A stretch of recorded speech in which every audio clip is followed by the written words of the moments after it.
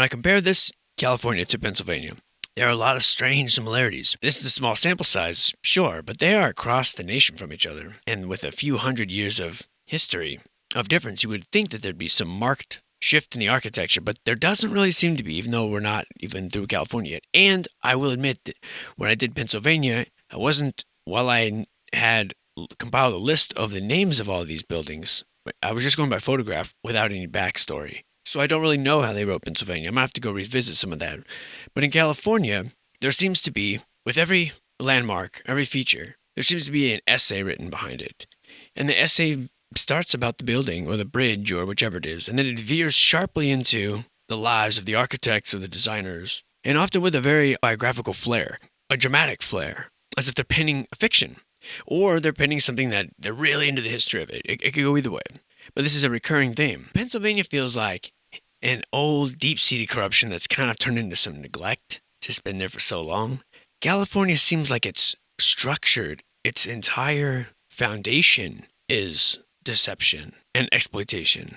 And it's easy to see where the oil barons and the railroad barons, where it's easy to see their motivations. But there's been an underlying focus on the backstories and lives of some of these guys. And I couldn't quite place what the point stressing about this San Francisco earthquake was. Why was it such a changing point? What was it? What was going on here? Because everything about it is just mad suspicious. I think a piece of the puzzle, and maybe this is old knowledge to everybody else, I found a piece of the puzzle clicked in an unlikely place.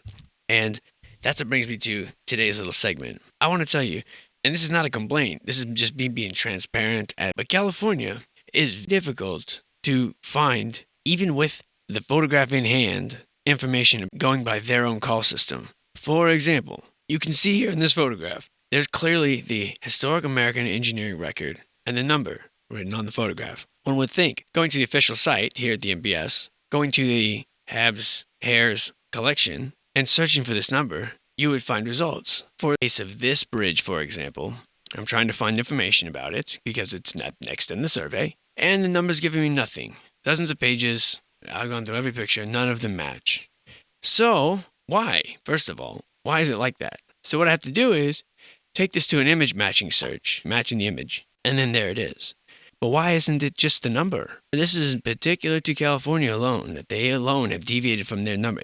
So I don't know what's going on, but it seems deliberately muddied. And maybe that's just my paranoia. It's very possible. Maybe they're just hell unorganized. This little bridge comes with a 30-page document. I suppose this bridge could be interesting for 30 pages, but regardless, I'm committed, so I dive in.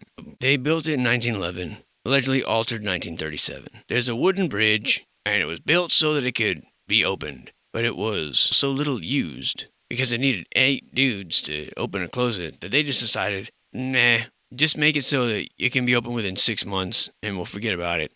And they never have opened it ever since. Okay. Probably because they can't, first of all, because that looked janky. Those little cogs and wheels, that look ridiculous. Of course they couldn't open. And I noticed that while I was scanning through it, like, look at these rinky-dink little parts. Something about them the leverage seemed off. It just seemed... So when I read that kind of made me laugh. So this goes on about sugar beets, right? Why they needed the bridge, why there was an impasse between 2 counties that were fighting over the funding and the rights to have the bridge, and suddenly this guy named Vincenzo Gianella shows up, and he pitches support one way, and so Glenn County wins. All right, but then we have to stop right there, and we have to go into the backstory of this man, this Vincenzo. Why? Vincenzo was born in Switzerland, and he came to California as a small child with his parents. He went to public school and graduated from St. Mary's College. And after graduation, he bought a ranch on the Butte, to some 3,000 acres. Just graduated from college. What'd you do after you graduated? Well, I bought a 3,000-acre ranch, of course. What did you do after college? I mean, no wonder all of our grandparents and whatnot were so disappointed in us. Like, I don't understand. You went to college, and now you just have a regular job still. It's like, well... Maybe because it wasn't possible to just get out of college and go buy a 3,000-acre ranch. With what money?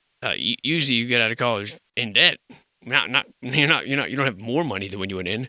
So the story seems like nonsense, unless it's just some rich person anyway. I mean, it could go either way. It just seems in all these stories how it just was so easy for them. I'm 18, I just opened a factory producing this. At age 24, I just decided, you know what, I'm an engineer. I just designed bridges out of the top of my head. These histories are unrealistic. So now we're going to go in about Vincenzo. But remember, this is supposed to be about Gianella Bridge. He eventually buys an old ranch located 10 miles from Chico, which was 4 miles of frontage on the Sacramento River, and this gave him 6,500 acres. He was a member of the Elks, which there's your secret society connection. He was a director of the Butte County National Bank of Chico. Just as a side note, the director of this bank. His plan was to devote extensive amounts of the Colby Ranch to the cultivation of sugar beets. The refinery located directly across the river from his property. So here's this guy. Shows up from nowhere, from Switzerland. Goes to St. Mary's, buys a 3,000 and then 6,000 acre ranch. Somehow during this time becomes president of the National Bank and has a refinery. It just so happens to be across the river from his new property. None of this seems suspicious at all. So naturally, he favored the siting of the new bridge at that location. Well, yeah, naturally. Now, at the same time, as luck would have it, the Western Pacific Railroad was nearing completion, and there were rumors of a branch line from Oroville to Chico. The Northern Electric Railway happened to be headquartered in Chico. So in order to serve the sugar refinery, not the people, the Northern Electric began construction to Hamilton City, proposing to build to bridge the Sacramento River near the old bridge site, almost precisely where Chico's citizenry desired their bridge. Yeah, you want the new bridge, where the old one was. Duh. This latter event somehow brought the War Department into the picture, and entered the U.S. military. This agency disapproved of two parallel bridges, but the counties could not find an agreement. And the railroad, since they couldn't find an agreeable funding solution, they just forged on ahead independently. Because why would they need funding? They were pushing plans by a certain John B. Leonard of San Francisco. He shows up yet again for a reinforced concrete bridge. Now, we've talked on this channel at length about John B. Leonard's relationship with concrete and how it's suspected by me, and a rumor put forth by me, that he was actually engaged in an extramarital affair, though I don't believe he was married, with concrete. And if he was married, there's no doubt he would have cheated on his wife with concrete because he loved reinforced concrete so much. 2 months later, the counties still can't agree. So this Switzerland guy's like, what's the big idea? Why don't you just put it right here so it's the most convenient for me? And the Northern Electric, trying to get it there in time for the 1907 beet rush that they knew was coming, they had erected a temporary pontoon drawbridge to serve until their all-steel drawbridge could be built. So this railroad used this temporary bridge for 3 years. Okay, a pontoon bridge is a bunch of boats moored together. Lack of other words. So they're running electric-powered freight trains over a pontoon bridge in 1906? I find that very hard to believe. And even the survey here sort of casts a bit of doubt on it, saying, the experience of electric-powered freight trains crossing such a structure must have been impressive indeed. Yeah, I guess so. Picturing a bouncing and weaving pontoons with a train track across it as a freight train. It just ludicrous. Seems like there was already a bridge there, but whatever. So eventually, the voters approved the bridge bond. They employed John Leonard to begin immediately. This is the first point where our author shows it's like something else is going on. They write that there was a board of supervisors meeting that were against reinforced concrete. And I know this is boring, but trust me, it does lead somewhere. Is they say the boards want to do a steel bridge. Leonard, more visionary than the supervisors. You see what I'm saying here? They're already elevating this guy, John Leonard, above the supervisors. This is not a subjective report. They are definitely picking a side here. Northern Electric decides to go ahead with it, and they hire the Cotton Brothers of Oakland. Eventually, they wrap this up by the end of the page. They talk about the date of completion and how it took, a year or two to make. This is page 5. Of a 35-page document, this has come to the end about the bridge. Then the next sentence begins. John Leonard was the youngest of 3 children. Born, it starts talking about John Leonard again, where he grew up. And then it turns into the author trying to determine what he studied and where he came from by the things that he wrote about. It's almost like the author is really trying to draw connections that he doesn't know because there's nothing about this guy. Why do I think that this author is trying to draw connections? Things like this. During the early 1890s, he worked for several engineering firms as a draftsman and civil engineer. His first 6 years in San Francisco included employment by American Bridge Building Company and by Bay City Ironworks. Now, these firms offer clues as to the focus of Leonard's education. See, they don't even know his education. They're trying to deduce what he studied by what things are accredited to him. 1895, the Southern Pacific Railroad employed him as a draftsman in their maintenance and way department, and in that same year, he presented a paper before the Technical Society of the Pacific Coast on the rebuilding of the railroad's train ferry slips. The publication of his paper provides another vital clue. Listed in the Society's transactions as a member, the young Leonard likely knew and probably associated with fellow members and engineers Ernest Ransom and architect George Percy. His interest in the potential of reinforced concrete may well have been fostered at this time. Supporting this hypothesis, you see what I'm saying? They are building a case about this personally. This hypothesis that Leonard studied these things. Supporting this hypothesis is the fact that from 1897 to 1899, he opened his own business in concrete and artificial stone contracting. But while he achieved some measure of success in this century, the time was not yet right. What is this getting at? What is all this obsession with concrete and this guy? And that's where it gets interesting. We go down to page 7, and he's winning competitions. He's somehow now an author and an editor for a magazine.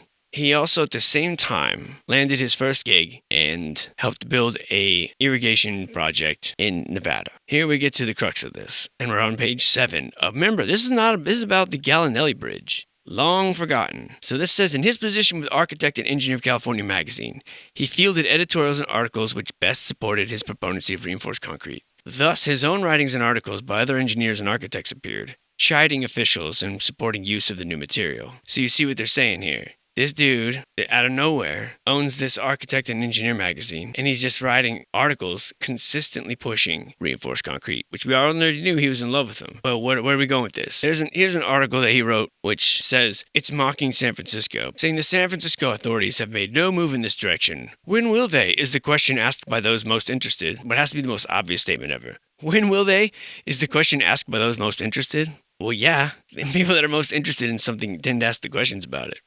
He accuses San Francisco ordinance as being too antiquated for these days of progression and called for authorities to allow for reinforced concrete buildings. Right. So there were a series of articles. This is the survey telling me this, okay? The survey is telling me about all these articles that are coming out pushing reinforced concrete, mocking San Francisco.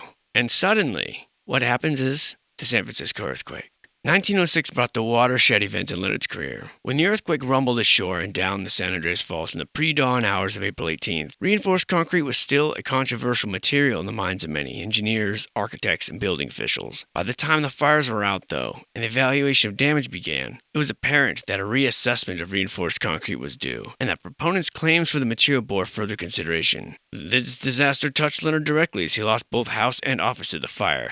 Yet in the midst of the loss, and while living in a tent in a park near Fort Mason, Leonard found the ability to look to the future. What a brave man. In a letter to his sister, he indicated a determination to stay in San Francisco despite awful conditions, saying, I am loath to leave, for there is going to be plenty for me to do, I think. How noble.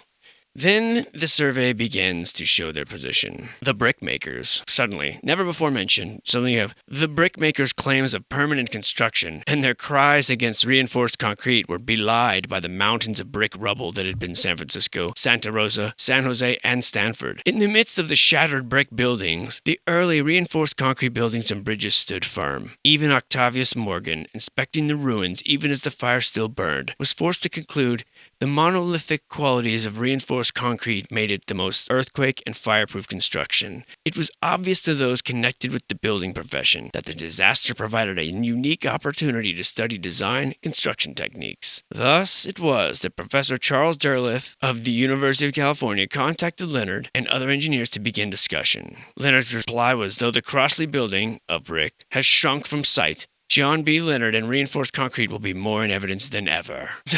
Basically, I accept your invitation. And of course, what followed was a John B. Leonard-led skewing and degrading through a massive propaganda wave that this survey lays out in detail. The dozens and dozens of articles about how they continued called, despite the fact that there were several concrete buildings that were collapsing and they were not designed well, you have suddenly the Board of Trustees of Stanford University coming along in the midst of this argument to save the day, which was, as the article tells us, yet another tribute to Leonard's professional status, as Stanford's engineering faculty and school were second only to the University of California within the state. And so here it is. You have Stanford University, Leland, University of California, coming together to uphold and put their muscle behind the destruction of the brick industry and the promotion of the concrete industry. We're on page 11, by the way. Page 11. The next 14 pages go on to mock brickmakers' objections as being preposterous, insincere, and selfish. The brick lobbyists accusing the brick lobbyists of having their way across it. Who've ever heard of these dastardly brick lobbyists? Well, I've never heard of anything about any brick lobbyists ever. Now, there's a lot that's made sometimes about the fact that bricks seem to have some sort of relationship with energy. And there's no doubt that the majority of the buildings that we think are stone all throughout the world are actually composed of brick, with sort of a coating on top of them. And there's probably debates that will rage until the dawning of time about what exactly was constructed in what era or what age. There's conversations to be had all day there. But this here is finally, this makes sense now. So amongst the other things they were pushing, the coal, the oil, whether it's the canneries and tuna, whether it's the gold and the mining supplies, whether it's the destruction of brick buildings and the reinforcement of concrete, and then you come back to all these old pictures where just the cities are rubble, and they dynamited buildings to fight fires, and you just start to get this impression of people who are just straight up opportunists, like they are 10 steps ahead of the general public. And it says here in the bottom of this article how John B. Leonard starts to then talk about how all these stuff that's needed to produce concrete is right here in California. And you realize these characters are created. This man is created to be the editor of a magazine. It's a pen name. And because of it, he adds his name to all these other, and so they're going back and saying, well, where'd this man learn to school? We don't really know. We don't really know where he went to school, but he must have studied concrete somewhere. And look, by God, look how amazing he is. And this is the death blow to the brick industry, at least on the West Coast. And then you start to see the pattern. They destroyed all these brick buildings intentionally. All these downtowns are always run down, and these massive warehouses intentionally. The brick is the sign of the old world. And that would be my takeaway from this. This is the other part of the battle. The other part that you don't see. Why they've been building up this man all this time. Building up this history all this time. Mention his name. Remember, we're talking about the Gianella Bridge, okay? This is page 16. We haven't mentioned that bridge in 10 pages, and it never gets mentioned ever again. The last 6 pages of this are all sites, articles, and they are all articles by him. 80% of them are articles written by him. So I don't know what to make of this. My head is spinning, really, because now it makes sense. That whole aspect of it makes sense. And now I'm supposed we're going to learn what exactly these materials for concrete, where they came from, and who was in on that. And no doubt it's going to be the same hands, the same few hands of actual people and a whole network of people that they just straight made up. Because a lot of this was here. The major framework was already there. And the false work tells you everything, that word. They're building wooden structures around this old stuff to make it look like they constructed it. All they're doing is repurposing it. They're making steel structures and laying them across these massive brick and stone buttresses that already exist in these rivers. This has been such an interesting twist on this. And I understand some people might be like, this what bricks do? That's it. But in my mind, whether or not, at the very best, this is a seriously exploited land where everything they ever pushed for and every publication from the beginning was geared toward turning everything into a product and forcing us to exploit our world. And California is just the exemplary example of it. No matter what part you look at, it's just they got in there first. For whatever reason, the original people were out, and they got in there first, and they set it up and said, "Come on in." And like inviting people into a carnival, like inviting the kids into Pleasure Island on Pinocchio. Pick your analogy. And now, I'm not trying to say that reinforced concrete is better or worse than bricks. I don't know. I'm just saying that this is the tip of the spear. And this explains why they would detonate half these cities. This seems like when they destroy these cities, there's multiple motives. Are they really destroyed or just partially? Just so they can then act like, well, yeah, we built all this because you remember everything was destroyed, so we had to build all this. Part of me leans that way. Part of me leans towards they wanted to destroy any remnants of the old world. This has a third motive on top of that. It could be in addition to that, they found a way to sell a new building product, which I don't know much about engineering other than what I read. So that's a conversation I'm not even trying to have. I mean, I'd be interested to listen in on it, but I don't have an opinion on it. Maybe reinforced concrete is a natural progression, but either way, this was the push for it. And they used the San Francisco as a see, look. I mean, it's amazing. This survey lays it out. Definitely picks a side. So there's some sort of weird angle for this. And of course, it goes on to talk about all of the other buildings and bridges and things that Leonard constructed in the next 20 pages about how great concrete is and how much he loves it. And why he never really got married was because of it. It was a hard thing to explain. And I know that was long and probably boring, but I found that to be little piece of the puzzle kind of snapping into place there. We will move right along then. You know what you got here? I know. You probably don't even know. I know. Actually, first off, I want to point out these drawings. I noticed something that no one ever in the history of time has ever noticed before. Look at the level floor. It's like 3, 4, 5, sometimes 6 feet higher than the building. What's going on here? That's the first time I've seen that today just now. Now, you might be forgiven if you'd have thought you were in Pennsylvania when you see this here, but no, don't get feisty. This is the Union Iron Works turbine machine shop. It is historically and architecturally significant, we are assured.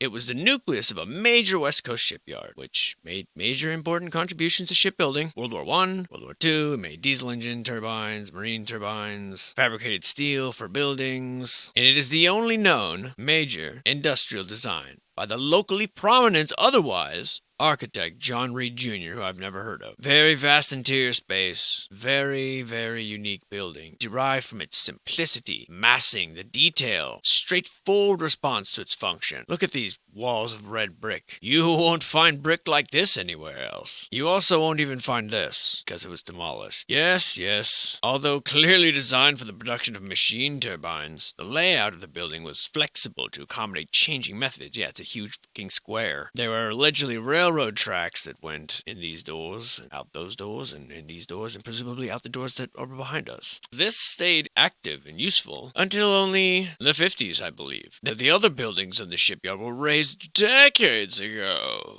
Mr. John Reed Jr., the architect, studied at, I bet you can guess, École des Beaux-Arts in Paris from 1906 to 1909, received his diploma in 1909, and he became San Francisco city architect, and built a great many schools. Most of his work was in San Francisco. This is the only industrial structure designed by him, and hey, he went big, baby. The turbine machine building reflects the orderly design of all his work. The shipyard, all of this property was located on a place that used to be called the Alameda Marsh. That's right. In 1900, Alaska sailing vessels moored there during the winter, and before 1902, the Dickey brothers of San Francisco built the slip for small wooden ships. A year later, United Engineering Company bought the property, improved it, and by 1916, boom, got yourself an extensive business. Got yourself a dry docker, a repairer, fixing up steam schooners and other ships like that. It was central to the industrial economy of the whole East Bay. Then it was bought by Union Iron Works, who, in 1906, 10 years prior, Union Iron Works had been bought by the Bethlehem Steel Corporation, consolidation of several shipyards throughout the U.S. They expanded, and they started producing ships, baby. This was referred to as the finest machine shop on the Pacific Coast, by gum.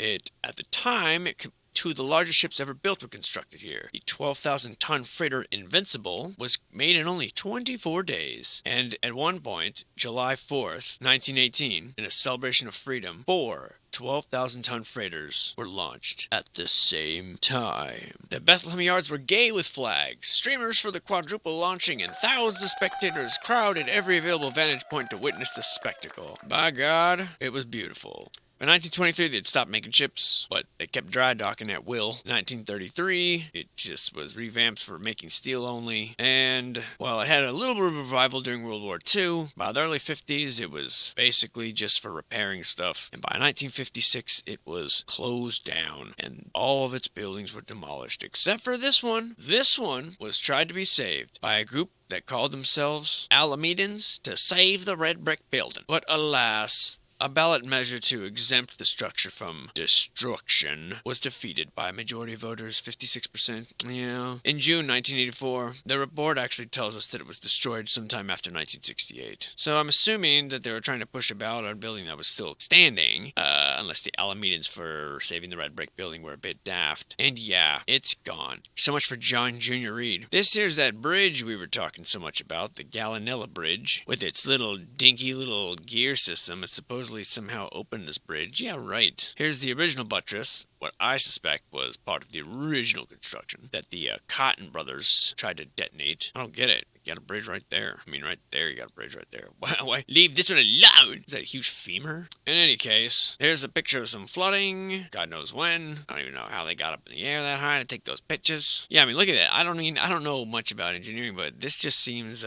these little things are powering this, and it's gonna have enough tension to lift a bridge made of concrete. No wonder they couldn't open it. They're like, as long as if you give you a 6-month heads up, you can open it, then yeah, we're cool with it. It's like, okay, a 6-month head up to move a bridge. Well, we built it in only 24 days, so some other nonsense. This here is, hell, I don't remember. This here is part of the Union Station passenger terminal, constructed in 1930, all of it. The day it turned 50, it was admitted into the historical record. Because they just knew it. And these imply something else. If you know what I mean. And all through this, these spiky sconces. Where there be these, there also be, I don't know, I had something. Nonetheless, this is called the grand finale of the golden age of railroads in America. Architecturally, the building is one of the finest expressions of the 1930s styling in the country. Why, it skillfully combines streamlined modern with Spanish colonial revival to create an expression with its twofold, the sleek, streamlined transportation imagery of the modern, highly appropriate to the center of railroad transportation, and the historical imagery of Spanish revival architecture, major element for Southern California cultural landscape. How do you sleep at night, Mr. Guy Smiley? And I'm looking for clues, damn it. Not hearing about the glory decade. Hundreds of trains arrived and departed every 24 hours. Yeah.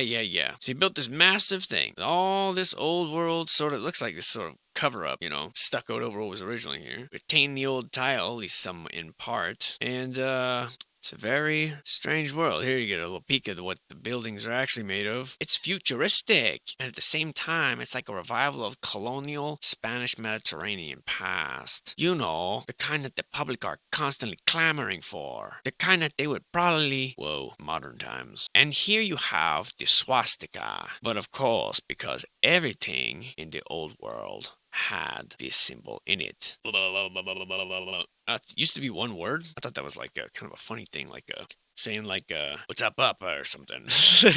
But clearly you have, I bet you have fountain one here once. It's got the little outline. Reckless speculation, that's all I'm doing. Look at all these people. Why, this is proof. How do I know it says right here? Well, the usual companies are the Parkinsons. Don and John Parkinson make another appearance to design all this massive effort for 20 years. I mean, I suppose it's something else now. But then the usual who's who sprinkled throughout the subcontractors involved. You have Cladding McLean, supplying the glazed ceramic tile, of course. National Venetian Blind Company, Raphael Glass Company. Originally, they claim it had Art Deco signboards, but now they've replaced them with television monitors. And now, the golden era of a railroad has come to an end. I find it interesting that the entire floor of the exit hall of this place is brick. The entire garden patio is brick. They claim the station's back area has its own friendly mix of Art Deco and Southwest Indian motifs. Melded by the geometric designs that are common to both. So now you've seen it. What do you think? Tell me in the comments. No, I'm just kidding. Oh, these are perfect, huh? You hear that? Riveting material. This here beauty is a Vista del Arroyo hotel. There are 19 bungalows surrounding this hotel. It was a luxury at one point. I suppose, depending on your perspective, it's still luxury. But it was built by someone named Myron Hunt, and they were remodeled in the 40s, but I'm not certain if they still exist today. I didn't really find anything too fascinating about them. I mean, the hotel itself is massive. Yes, I should say that. There's definitely a lot of the elements of the old world, especially this recessed floor, things like that. But it's almost like cool by association with this bad boy. You know what I'm saying? I mean, there's some weird stuff going on with these columns. And a lot of it looks, like sort of over, like just stuccoed over the whole damn thing. Clearly trying to forget about their brick roots. But you can't forget. No. And this right here is where Jimmy flew his drone plane right through the frickin' front window. Mr. Peters was pissed. And yeah, we ain't really making them like this anymore, are we, boys? No, sir, we are not. But anyway, let's talk about this one. The Pasadena City Hall. What a gorgeous building. Built in the 20s. In what must have been a burst of creativity and definitely, by the survey standards, the high point of Pasadena's entire existence. Here is where it thrust its middle domed finger into the air and said, "We are a city of extraordinary wealth and pride." Construction began January 21st, 1926, on a day just like today. The building was completed in October 1927. It was occupied on November 11th of the same year. No cornerstone was laid, no ceremonies were had. It was slightly damaged in the San Fernando earthquake of 1971. The urn and ball atop the cupola were knocked askew. The architect, John Bakewell of Bakewell and Brown. They won a competition, you see. Yes, sir. Both of them boys were graduates of École des Beaux in Paris. And when they weren't busy designing this city hall, they were busy designing the San Francisco City Hall. Used to have a bell tower, they tell us. But they didn't have a bell. They couldn't make up their mind. There was controversy. Bell or dome? Bell or dome? Bell or dome? Well, they went with the dome at a cost of over $1 million. At the time, Pasadena had a population of 45,000 people. Yep. At the time of this writing, there have been no exterior or interior alterations since its construction.